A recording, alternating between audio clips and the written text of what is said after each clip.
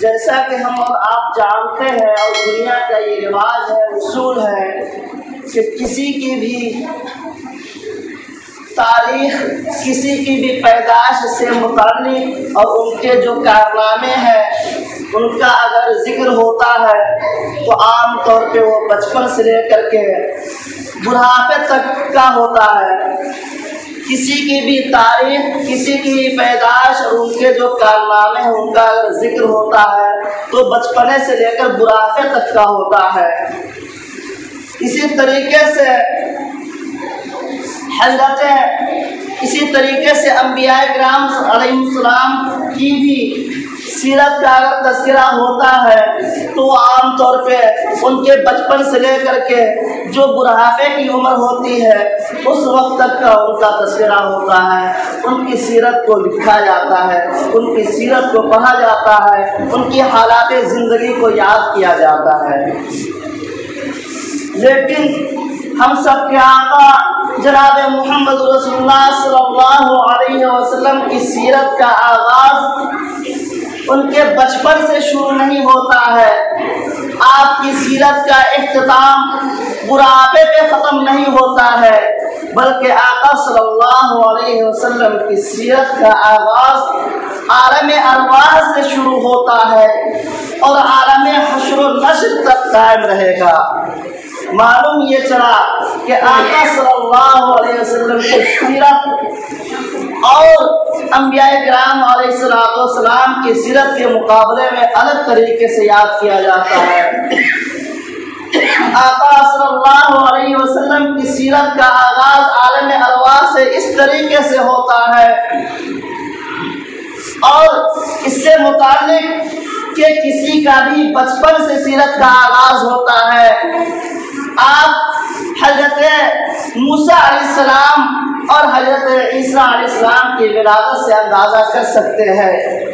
حضرت موسیٰ علیہ السلام کی ولادت ہوئی، موسیٰ علیہ السلام کی ولادت جب ہوئی اس موقع سے فرعون نے یہ خواب دیکھا تھا کہ میری بادشاہت کو کوئی شخص ختم کر رہا ہے، نصف و نابود کر رہا ہے، تو برباد کر رہا ہے۔ جب انہوں نے یہ خواب دیکھا تو نجومیوں سے معلوم کیا کہ اس کی تعبیر کیا ہو سکتی ہے، تو ان کی طرف سے جواب ملتا ہے کہ ایک ذات کی پیدائش ہونے والی ہے جو آ کر کے آپ کی بادشاہت کو ختم کرے گا۔ اس کے بعد فرعون جیسے ہی کسی بچے کی ولادت ہوتی ہے، جیسے ہی کسی بچے کی پیدائش ہوتی ہے، معلوم کرواتا ہے کہ کس کے گھر میں بچے کی ولادت ہوئی ہے۔ جیسے ہی معلوم چلتا ہے کہ فلاں کے گھر میں بچے کی ولادت ہوئی ہے، اس کے پاس اپنے قاصد کو بھیج دیتا ہے اور اس بچے کو قتل کروا دیتا ہے۔ اس طریقے سے کم و بیش 70,000 بچوں کو قتل کر دیا گیا۔ جب حضرت موسیٰ علیہ السلام کی ولادت ہوتی ہے، حضرت موسیٰ علیہ السلام کی والدہ خوف کھاتی ہے کہ میں اپنے لقت جگر کو کیا کروں، لیکن میرے عزیز دوستو موسیٰ علیہ السلام تو نبی ہے، نبی کی حفاظت اللہ تعالیٰ خود فرماتا ہے اور کہتا ہے کہ اگر تمہیں اس بات کا اگر تمہیں خوف ہو کہ فرعون تمہارے بچے کو ہلاک و برباد کر دے، جیسے ہی تمہیں یہ خوف ہو، جیسے ہی تمہیں یہ اندیشہ ہو، فوراً اپنے بچے کو صندوق کے اندر بند کرنا اور اس کو دریا کے اندر ڈال دینا اور خوف نہیں کرنا، کیونکہ میں خود اس کی حفاظت کرنے والا ہوں۔ اس کے بعد جیسے ہی موسیٰ علیہ السلام کی والدہ کو یہ خوف ہوتا ہے کہ میرے بچے کو بھی قتل کر دیا جائے گا، شہید کر دیا جائے گا، فوراً صندوق کے اندر رکھتی ہے اور دریا کے اندر ڈال دیتی ہے، اور اسے جب یہ اندیشہ ہوتا ہے کہ میرے بچے کو کیا ہوگا تو اللہ تبارک و تعالیٰ تسلی دیتا ہے کہ تم گھبرانا نہیں، اس بچے کو فرعون کے گھر کے اندر پرورش کرواؤں گا اور ان کو نبوت کا تاج ان کو عطا کروں گا۔ میرے عزیز دوستو جیسے ہی دریا کے اندر ڈال دیا جاتا ہے، حضرت جبریل علیہ السلام کو حکم ہوتا ہے کہ صندوق کا جو صندوق کا منہ کو فرعون کے گھر کی طرف کر دو، فرعون کے قلعے کی طرف کر دو، اور اس طریقے سے دریا کے اندر جب صندوق ڈالا جاتا ہے وہ صندوق دریا کے اندر بہ کر کے فرعون کے گھر کی طرف جا رہا ہوتا ہے۔ جیسے ہی کنارے پہ پہنچتا ہے فرعون کا قاصد اس کو دیکھتا ہے اور اس صندوق کو نکال لیتا ہے، لے لیتا ہے، لے جا کر کے فرعون کے دربار میں حاضر کرتا ہے۔ اس کے بعد حکم ہوتا ہے کہ صندوق کو کھولو۔ جیسے ہی کھولا جاتا ہے ایک پیارا سا بچہ مسکراتا ہوا نظر آتا ہے۔ وہ سوچنے لگتا ہے کہ آخر یہ کون بچہ ہو سکتا ہے؟ نجومیوں کا کہنا ہوتا ہے کہ یہ وہی بچہ ہے جس بچے کی وجہ سے آپ نے کم و بیش 70,000 بچوں کو قتل کیا ہے، یہ وہی بچہ ہے جو آپ کی حکومت کو تہو برباد کر دے گا۔ نجومیوں کی اس بات کو سن کر کے فرعون کہتا ہے کہ مجھے بھی ایسا ہی محسوس ہو رہا ہے کہ یہی وہ بچہ ہے جو میری بادشاہت کو ختم کرے گا۔ لیکن میرے عزیز دوستو، فرعون قتل کرنے کا حکم دے دیتا ہے، قتل کرنے کی تیاریاں شروع ہو جاتی ہے، لیکن اللہ کو بچانا مقصود ہوتا ہے، اللہ کو حفاظت کرنا مقصود ہوتا ہے۔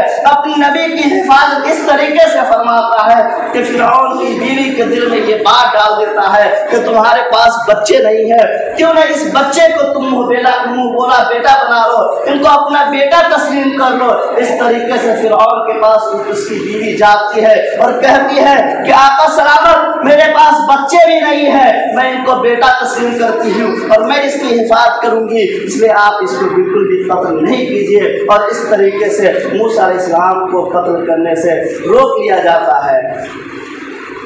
اس کے بعد موسیٰ علیہ السلام کی پرورش ہوتی ہے اور پھر وہ دور بھی آتا ہے کہ موسیٰ علیہ السلام اس کی سلطنت کو، اس کی بادشاہت کو تباہ و برباد کرتے ہیں، اور اس طریقے سے پھر اس وقت میں موسیٰ علیہ السلام کا جو دین ہے وہ پروان چڑھتا ہے، اور اس طریقے سے موسیٰ علیہ السلام کا دین آگے بڑھتا ہے۔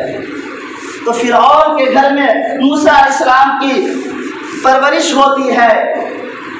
موسیٰ علیہ السلام کے بچپنے کی جو تاریخ لکھی جاتی ہے تو بچپنے سے لکھی جاتی ہے، عالم ارواح سے نہیں لکھی جاتی ہے۔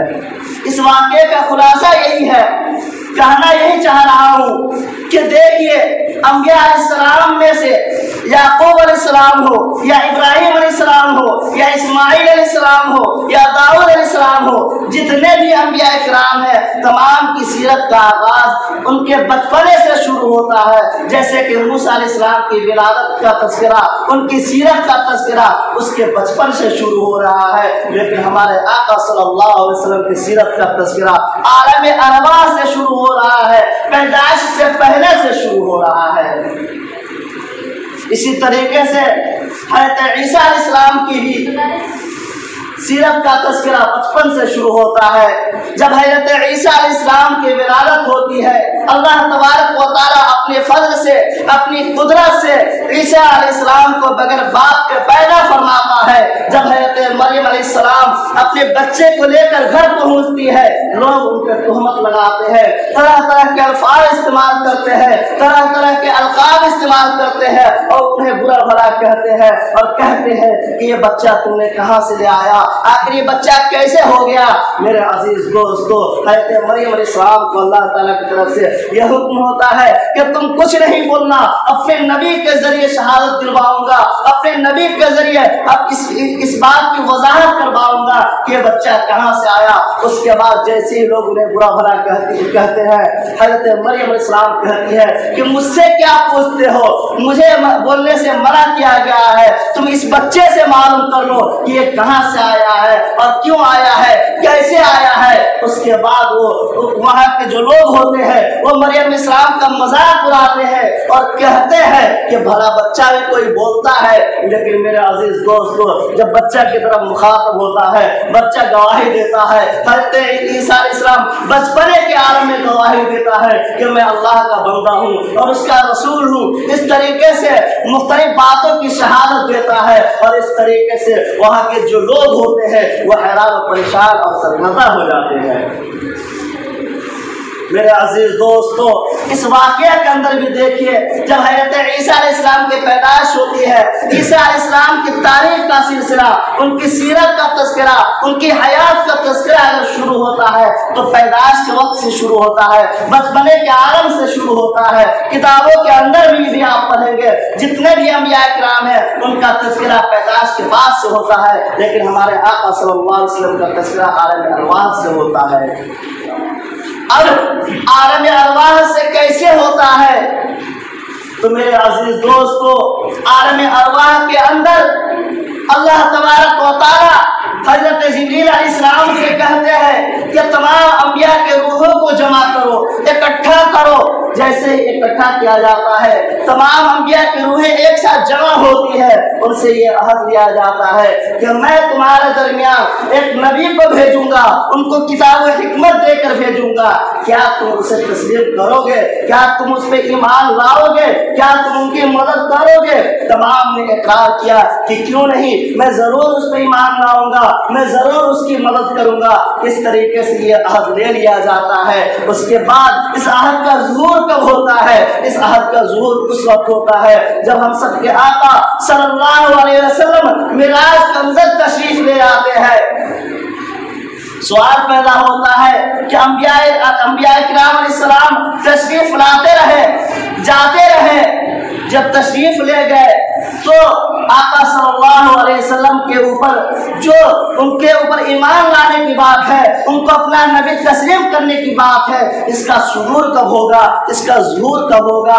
आखिर इसका सबूत कब होगा? तो मेरे अजीज दोस्तों, इसका सबूत उस वक्त होता है जब हम सबके आका जनाब मोहम्मद रसूलुल्लाह सल्लल्लाहु अलैहि वसल्लम मिराज पर तशरीफ ले जाते हैं, बैतुल मक़दिस पहुंचते हैं, मस्जिद अक़सा पहुंचते हैं। सुब्हानल्लज़ी अस्रा बिअब्दिही लैलन मिनल मस्जिदिल हराम, जब आका सल्लल्लाहु अलैहि वसल्लम मस्जिद अक़सा पहुंचते हैं, वहां पर तमाम अंबिया को हाजिर किया जाता है। कम बेश 1 लाख अंबिया किराम सल्लल्लाहु अलैहि वसल्लम अंबिया किराम अलैहिस्सलाम तशरीफ रखते हैं। उसके बाद जिब्रील अलैहिस्सलाम से कहा जाता है कि आज़ान दीजिए। आज़ान जब दी जाती है, जब अशहदु अल्ला इलाहा इल्लल्लाह, अशहदु अल्ला इलाहा इल्लल्लाह कह दिया जाता है, उसके बाद आता है अशहदु अन्ना मुहम्मदुर रसूलुल्लाह का। मेरे अजीज दोस्तों, जैसे ही ये लफ्ज आता है अशहदु अन्ना मुहम्मदुर रसूलुल्लाह, जैसे ही ये लफ्ज आता है अल्लाह के पास आकर के खामोश हो जाते हैं जिब्रील अलैहिस्सलाम और सोचने लगते हैं कि अल्लाह के बाद मैं किसका नाम लूं, किस नबी का नाम लूं। उसके बाद मेरे अजीज दोस्तों इरशाद होता है कि अशहदु अन्ना के बाद मुहम्मद रसूलुल्लाह का नाम लो। जैसे ही अशहदु अन्ना मुहम्मद रसूलुल्लाह पढ़ा जाता है, अज़ान के अंदर ये अल्फाज को इस्तेमाल किया जाता है, तमाम अंबिया की तरफ से भी ये जवाब आता है अशहदु अन्ना मुहम्मद रसूलुल्लाह। और इस तरीके से तमाम अंबिया किराम अलैहिस्सलाम भी आका सल्लल्लाहु अलैहि वसल्लम के ऊपर ईमान ले आते हैं। उसके बाद सब अंबिया मौजूद होते हैं, नमाज का वक्त आता है, मुसल्ला पर कौन आगे बढ़े, हजरत आदम अलैहिस्सलाम आगे बढ़े या हजरत इब्राहिम अलैहिस्सलाम या हजरत इस्माइल अलैहिस्सलाम, कौन नबी आगे बढ़े, ये सब सोच रहे होते हैं। हजरत जिब्रील अलैहिस्सलाम मुसल्ला पे आगे आते हैं और कहते हैं कि मुसल्ला पे हमारे आका सल्लल्लाहु अलैहि वसल्लम जनाब मोहम्मद रसूलुल्लाह सल्लल्लाहु अलैहि वसल्म तशरीफ लाएंगे। और उसके बाद आका सल्लल्लाहु अलैहि वसल्लम मुसल्ला पे तशरीफ लाते हैं और तमाम अंबिया की इमामत कराते हैं और इस तरीके से तमाम अंबिया के इमाम बन जाते हैं और आप अलैहिस्सलाम तमाम अंबिया के मुक़्तदा बन जाते हैं। मेरे अजीज दोस्तों, तो इस तरीके से आप सल्लल्लाहु अलैहि वसल्लम के ऊपर तमाम अंबिया किराम अलैहिस्सलाम भी ईमान लाते हैं। आप सल्लल्लाहु अलैहि वसल्लम की सीरत का तज़किरा आलम अरवाह से शुरू होता है, बचपने के सीरत को भी लिखा जाता है। जब आप सल्लल्लाहु अलैहि वसल्लम की सीरत का तज़किरा शुरू होता है तो आलम अरवाह की सीरत को भी लिखा जाता है, बचपने की सीरत को भी लिखा जाता है। जैसा कि पिछले हफ्ता मैंने बयान किया, जवानी की भी सीरत को लिखा जाता है, बुढ़ापे की भी सीरत को लिखा जाता है और इस तरीके से आखिर वक्त के जो हालात होते हैं उन सीरत को भी लिखा जाता है। मैदान हश्र में आका सल्लल्लाहु अलैहि वसल्लम अपनी उम्मतियों को शिफात करेंगे, माली मालूम ये चला कि जब आप सल्लल्लाहु अलैहि वसल्लम की सीरत को लिखा जाता है तो उसमें मैदान हश्र में आप सल्लल्लाहु अलैहि वसल्लम का क्या मकाम होगा, अपनी उम्मतियों के साथ किस तरीके से पेश आएंगे, अपनी उम्मतियों को किस तरीके से सिफारिश करेंगे, उसका तज़किरा भी सीरत नबी सल्लल्लाहु अलैहि वसल्लम के अंदर लिखा जाता है। मालूम ये चला कि तमाम अंबिया और इस तरीके से जितने भी लोग होते हैं तमाम का तज़किरा उनके पैदाश से लेकर बुढ़ापे तक का लिखा जाता है, लेकिन आका सल्लल्लाहु अलैहि वसल्लम एक अजीम नबी है, नबियों के नबी है, तमाम नबियों के नबी है। मेरे अजीज दोस्तों, उनका जब तज़किरा होता है तो आलम अरवाह से लेकर के मैदान हश्र तक का होता है। मैदान हश्र के अंदर तमाम के तमाम परेशान होंगे, सूरज बहुत ही सर से करीब होगा, तमाम लोग परेशानी के आलम में होंगे, लोग एक दूसरे से कह रहे होंगे कि क्यों ना ऐसे शख्स को तलाश करते हो जो तुम्हारे लिए सिफारिश करेंगे। उसके बाद लोग हजरत आदम इस्लाम के पास पहुंचते हैं और कहते हैं आप तो अबुल बशर है, आप तो अबुल बशर है, आप हमारे लिए सिफारिश कीजिए। हजरत आदम इस्लाम कहेंगे कि आज अल्लाह तबारक व तआला का वो अल्लाह तबारक व तआला इतने गुस्से में है कि आज तक इतने गुस्से के आलम में अल्लाह तबारक व तआला नहीं होते थे और न होंगे। मेरे अजीज दोस्तों, हजरत आदम अलैहिस्सलाम आप अल्लाह तबारक व तआला के सामने सिफारिश करने से इनकार कर देते हैं। उसके बाद लोग नूह अलैहिस्सलाम के पास पहुंचेंगे, उनके पास में सिफारिश की इल्तिजा करेंगे, उनकी तरफ से भी इनकार हो जाएगा। उसके बाद आका सल्लल्लाहु अलैहि वसल्लम की तरफ रहनुमाई किया जाएगा कि तुम क्यों नहीं आका सल्लल्लाहु अलैहि वसल्लम के पास जाते हो और उनसे सिफारिश की दुआ इल्तिजा करते हो। आका सल्लल्लाहु अलैहि वसल्लम के पास जब लोग आएंगे, आका सल्लल्लाहु अलैहि वसल्लम अर्श के नीचे सजदा ले पर चले जाएंगे, सजदा के आलम में होंगे, अल्लाह तबारक व तआला से अपनी उम्मतियों की सिफारिश कर रहे होंगे। जब सिफारिश कर रहे होंगे अल्लाह तबारक व तआला फरमाएगा कि ऐ मेरे महबूब, आप अपना सर को उठाइए, आप मांगे क्या मांगते हैं, आप किसकी सिफारिश कराना चाहते हैं आप करा लीजिए, पूरी इजाजत होगी। और इस तरीके से आका सल्लल्लाहु अलैहि वसल्लम अपनी उम्मतियों की सिफारिश करेंगे। तो मेरे अजीज दोस्तों, आका सल्लल्लाहु अलैहि वसल्लम की सीरत बहुत ही वसी है। हम एक उम्मती होने के नाते आका सल्लल्लाहु अलैहि वसल्लम की सीरत का जरूर मुताला करें, जरूर पढ़ें, ऐसी मजलिस के अंदर जरूर शिरकत करें जिसमें आप सल्लल्लाहु अलैहि वसल्लम की तारीख, आप सल्लल्लाहु अलैहि वसल्लम की सीरत, आप सल्लल्लाहु अलैहि वसल्लम के अहवाल से मुताबिक गुफ्तगू की जाती हो। क्योंकि हम तो आशिक रसूल है, हम तो आशिक नबी है, हमारे लिए जरूरी है कि हमें आका सल्लल्लाहु अलैहि वसल्लम की सीरत से मुतालिक मुख्तलिफ मालूमात हो। अल्लाह तबारक व तआला हम सबको सीरत नबी सल्लल्लाहु अलैहि वसल्लम का मुताला करने की खूब तौफीक बख्शे और आप सल्लल्लाहु अलैहि वसल्लम का सच्चा आशिक बनाए। आमीन सुम्मा आमीन।